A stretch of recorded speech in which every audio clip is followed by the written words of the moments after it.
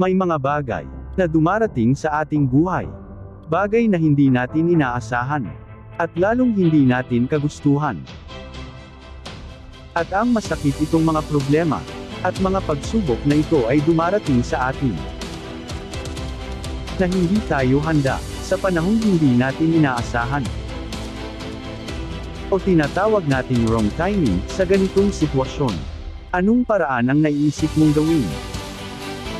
Paano mo malalampasan ang mga pagsubok na ito? Ano ba ang sikreto para maging matagumpay at umasenso sa panahon ng krisis? Hindi sa sipag makukuha ang pag-asenso. Masipag ka nga pero wala kang diskarte, wala ring mangyayari. Kailangang alamin mo, pag-isipan mo ng mabuti ang mga bagay na pwede mong pagkakitaan. Na mapagkukunan mo ng extra income. Isipin mo kung ano pa ang pwede mong gawin. Na sa bandang huli, ikaw ang magbebenepisyo. Paganahin mo isip mo, utak plus diskarte equals asenso. Positive minds plus positive action equals positive results. Kung seryoso ka na makaahon sa kahirapan, dapat gumawa ka ng hakbang o plano para dito. Maging aware sa mga hakbang o plano na gagawin. Itanong mo sa iyong sarili, ito ba ay makakatulong o makakasama tungo sa pagtupad sa pangarap? Kailangan mong magsakripisyo. Sa anong klase ng pagsasakripisyo? Sa pamamagitan ng pagbabawas sa iyong luho. May kasabihan nga tayo.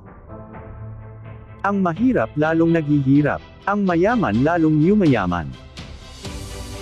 Kung gusto mong umasenso, baguhin mo muna ang sarili mo. Gayahin at tularan kung ano ang kumon na pag-uugali ng mayayaman.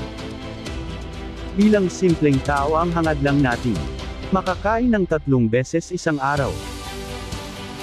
Mabayaran ang pagkakautang, at makatulong sa kapwa sa abot ng ating makakaya. Kung ganyan ang pananaw natin sa buhay, 100% na di tayo yayaman. Hindi masama ang mangarap, at lalong hindi bawal. Kung mangarap man tayo mas mainam, taasan o isagad na natin sa pinakamataas. Dahil ito ang magiging guide mo. Ito ang magbibigay sa iyo ng enerhiya. Para matupad mo o makarating ka sa estado ng pinapangarap mo. Hindi ka magiging successful kung meron kang hindi magandang pag-uugali. Tulad ng kung paano humawak ng pera, meron tayong tinatawag na galit sa pera at madamat sa pera. Galit sa pera, ang taong di mapakali.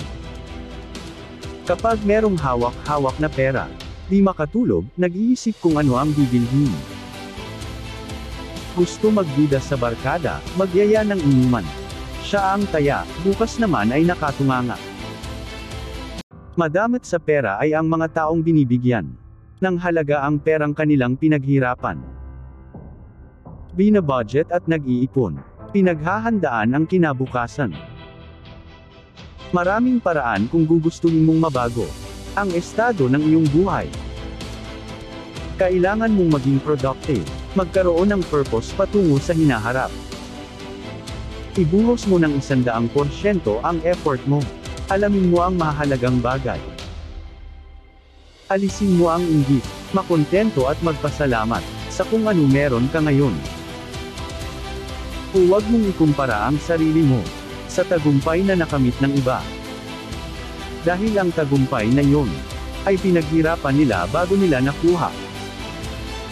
Dapat lagi tayong positibo upang ma-attract natin ang positibong bagay.